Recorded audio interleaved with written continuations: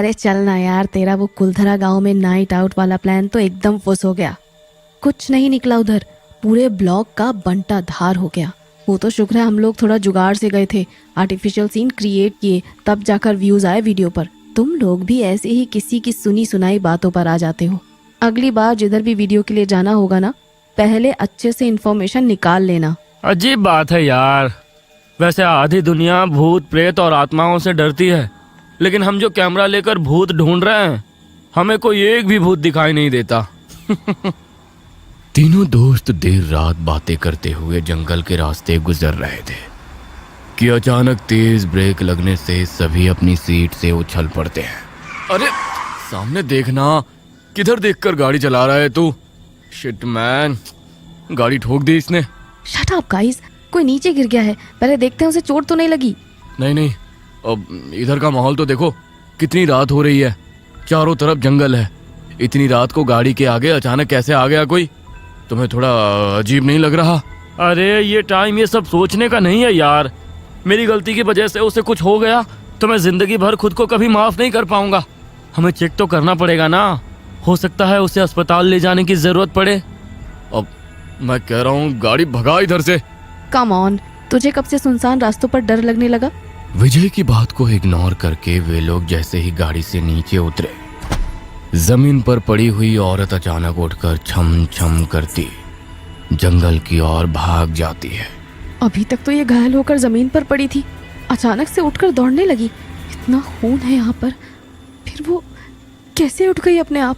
ये किताब देखो, शायद उसके हाथ में थी, घबराहट में इधर ही भूल गई बेचारी। दिखाओ तो कैसी किताब है। दिव्या किताब को हाथ में लेकर वापस गाड़ी में बैठ जाती है और राजीव एक बार फिर गाड़ी चलाने लगता है। गाइस, ये किताब किसी गांव के बारे में है। बड़ी अजीबोगरीब बातें लिखी हुई हैं इसके बारे में। बोले तो हमारे लिए नेक्स्ट वीडियो का मसाला मिल गया समझो। मतलब? इस किताब में लिखा हुआ है कि छत्तीसगढ़ के जंगलों को पार करके एक छोटा सा गांव है, रुकनापुर। कहते हैं वो गांव श्रापित है। शाम होते ही गांव में सभी को अपने घरों में कैद होना पड़ता है, वरना गांव का श्राप उसके परिवार को तबाह कर देता है।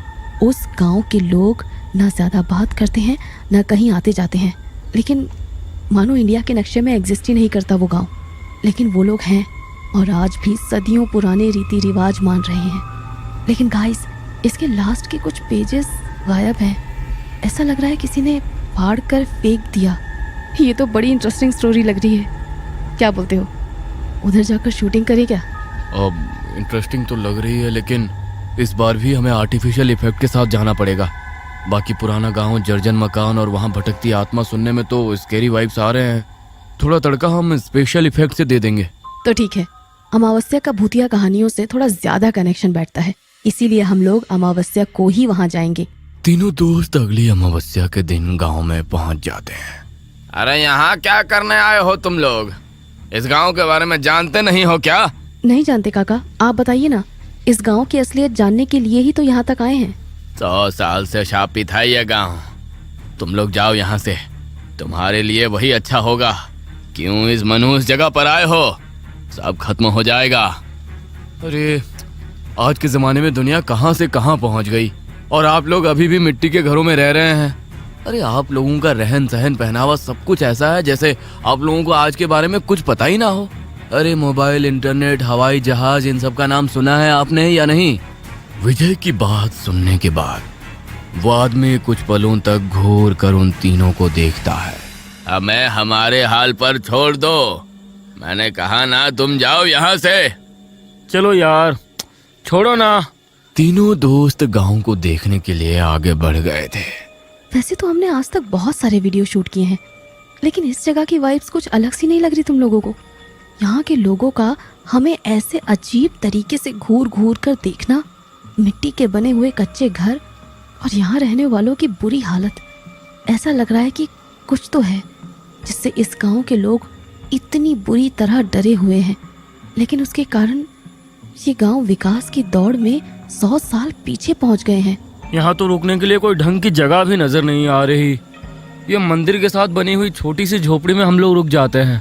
आज रात को ही हम लोग नाइट में शूट करके देखते हैं क्या है यहाँ। जैसा उन्होंने किताब में पढ़ा था, सब बिल्कुल वैसा ही था। शाम ढली और उसी के साथ पूरे गांव की गलियां वीरान दिखाई देने लगी। हम तीनों लोग अलग अलग डायरेक्शन में चलते हैं। कॉल पर कनेक्ट रहना, किसी को कुछ भी नजर आए तुरंत इन्फॉर्म करना, समझ गए ना? और हाँ, सबका कैमरा ऑन रहना चाहिए। विजय गांव से जंगल की ओर जाने वाले रास्ते पर आगे बढ़ रहा था। अचानक उससे सामने से कुछ आहट उसके नजदीक आती हुई सुनाई देती है। विजय कैमरा सामने की तरफ फोकस करता है। तभी एक घोड़े पर सवार आदमी तेजी से उसके नजदीक आता है और विजय को ऐसा महसूस होता है जैसे तलवार से उसने विजय की गर्दन के 2 टुकड़े कर दिए हो। विजय चीख पड़ता है, लेकिन अगले ही पल उसे एहसास होता है वो सही सलामत है और उसके आसपास ना कोई घोड़ा है ना कोई आदमी। विजय के हाथ पांव ये देखकर बुरी तरह फूल गए थे। हर तरफ साए साए करता सन्नाटा था और सन्नाटे के बीच एक बार फिर घोड़े के पैरों की आवाज सुनाई देने लगी थी। उसकी हिम्मत जवाब दे रही थी। गांव में आगे बढ़ने की बजाय वो उल्टे पांव अपनी झोपड़ी की ओर भागने लगता है। इधर गांव की गलियों में वीडियो बना रही दिव्या को अपने पीछे कुछ बच्चों के खिलखिलाने की आवाज सुनाई देती है। दिव्या चौंक कर पीछे देखती है तो उसे अपने पीछे कुछ नजर नहीं आता। एकाएक उसे महसूस होता है कि उसके पैरों में रेंग कर कोई उसके सीने की ओर चल रहा है। दिव्या अपने पैरों की ओर देखती है तो कई सारे छोटे छोटे बच्चे किसी जानवर की तरह रेंगते हुए उसके शरीर के ऊपर चढ़ रहे थे। उनमें से एक बच्चा उसकी गर्दन पर चढ़कर खंजर से उसके गले पर वार करता है, जिसके कारण दर्द से उसकी चीख निकल जाती है। अगले ही पल दिव्या को एहसास होता है कि जो कुछ उसने भी अपनी आंखों से देखा वो शायद सच नहीं था, क्योंकि दिव्या के गले पर खंजर का कोई निशान नहीं था। ना कहीं खून था ना बच्चे। दिव्या बहुत परेशान नजर आ रही थी। जो उसने महसूस किया था उसे वो दोबारा नहीं महसूस करना चाहती थी, लेकिन अपने आसपास से उसे बच्चों के खिलखिलाने की आवाजें अभी भी सुनाई पड़ रही थी। घबराकर दिव्या भी दौड़ते हुए अपनी झोपड़ी की तरफ आ जाती है। झोपड़ी में पहुंचकर, क्या हुआ? तुम्हें भी कुछ महसूस हुआ क्या? हाँ, तुमने वीडियो बनाया ना, वरना इतना रिस्क लेना बेकार माना जाएगा। दिव्या और विजय एक दूसरे को अपने हॉन्टेड एक्सपीरियंस के बारे में बताते हैं और फिर कैमरे की रिकॉर्डिंग चेक करने लगते हैं, लेकिन वो दोनों ये देखकर हैरान रह जाते हैं कि कैमरे में कुछ भी रिकॉर्ड नहीं हुआ था। तभी विकास भी वापस लौट जाता है। अरे तुम लोग ऐसे क्यों दौड़ रहे थे? क्या बात है, ठीक हो ना तुम दोनों? ये चेहरे पर 12 क्यों बजे हैं? राजीव की बात सुनकर वे दोनों सारी कहानी विकास को सुना देते हैं। कैमरा दिखाओ। अगर ये सब तुम्हारे साथ हुआ है तो कैमरे में जरूर रिकॉर्ड हुआ होगा। राजीव कैमरा लेकर रिकॉर्डिंग चेक कर रहा था कि अचानक उसे वीडियो में दिव्या के आसपास एक रोशनी सी नजर आती है, जो देखते ही देखते कई सारी रोशनी में बढ़ जाती है और एकाएक स्क्रीन पर डरावना चेहरा उभरता है, जो स्क्रीन की ओर तेजी से आता है और फिर गायब हो जाता है। क्या बात कर रहे हो तुम लोग? तुम तो बोल रहे थे इसमें कोई वीडियो रिकॉर्ड नहीं हुआ। मैंने खुद अपनी आंखों से इसमें वीडियो देखा है। अच्छा, दिखाओ कहाँ है? राजीव दिव्या और विजय को वीडियो दिखाता है तो अब कैमरे में कोई वीडियो नजर नहीं आता। क्या चल रहा है यहाँ? ये किसी इंसान का काम हो सकता है क्या? इंसान होता तो वीडियो में रिकॉर्ड नहीं होता। अचानक वीडियो का गायब हो जाना, उन लोगों का हमें दिखाई देना और फिर सब कुछ धुएं की तरह नजर से छू हो जाना। क्या भूल भुलैया यार, कुछ समझ ही नहीं आ रहा। मुझे लग रहा है अपने को कंटेंट मिल गया है। इसी को नमक मिर्च लगाकर स्टोरी कंप्लीट कर लेंगे हम। अब निकलते हैं हम लोग यहाँ से सुबह। क्या जरूरत पचड़े में पड़ने की। यू आर राइट, कल शाम होने से पहले ही निकल जाएंगे। अब एक भी रात नहीं बितानी है यहाँ। तीनों दोस्त सोने के लिए चले गए थे। यहाँ इतना अंधेरा क्यों है?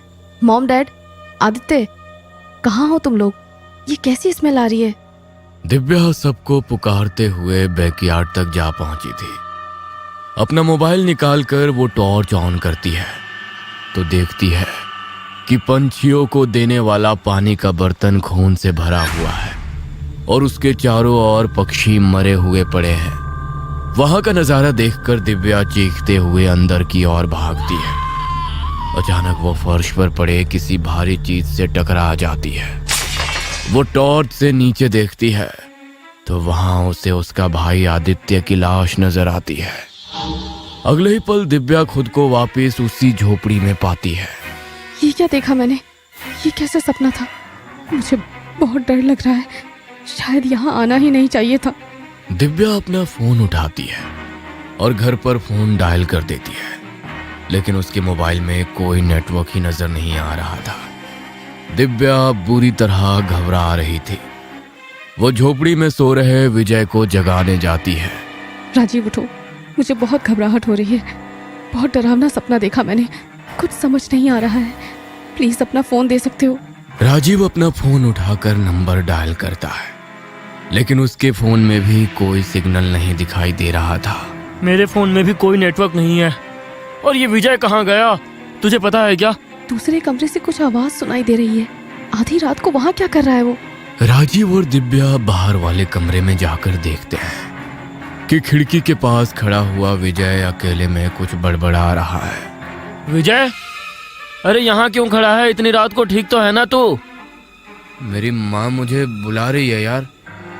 अभी आई थी, मुझसे बात कर रही थी, फिर अचानक गायब हो गई। कह रही थी मुझे अपने साथ ले जाएगी।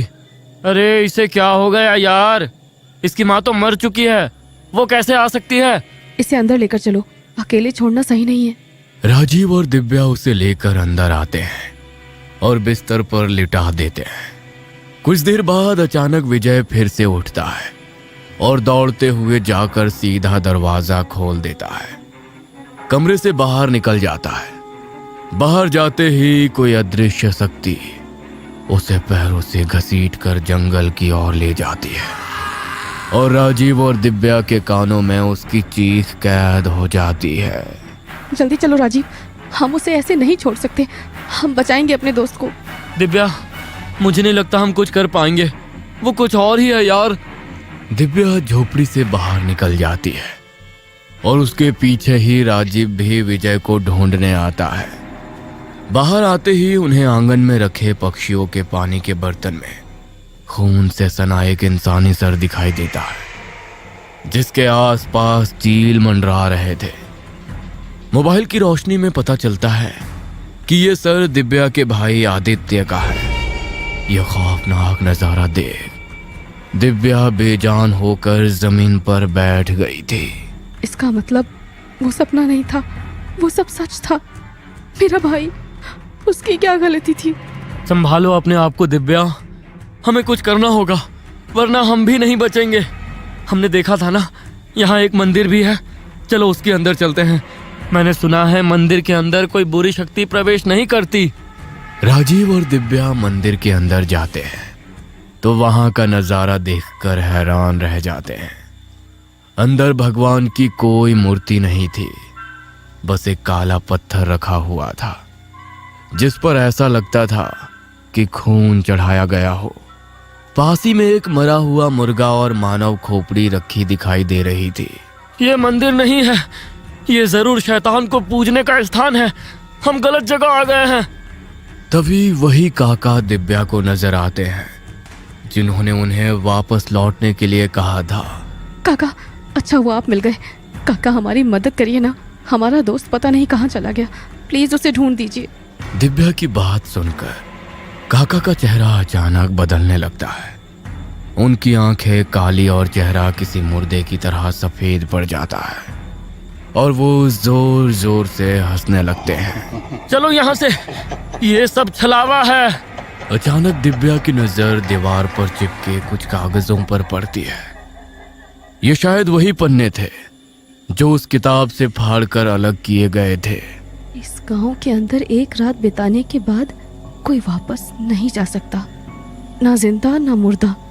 मरकर भी इसी गांव में भटकना होगा और जीते हुए हर पल दहशत में बिताना होगा। इसीलिए किसी को भी इस गांव में नहीं जाना चाहिए।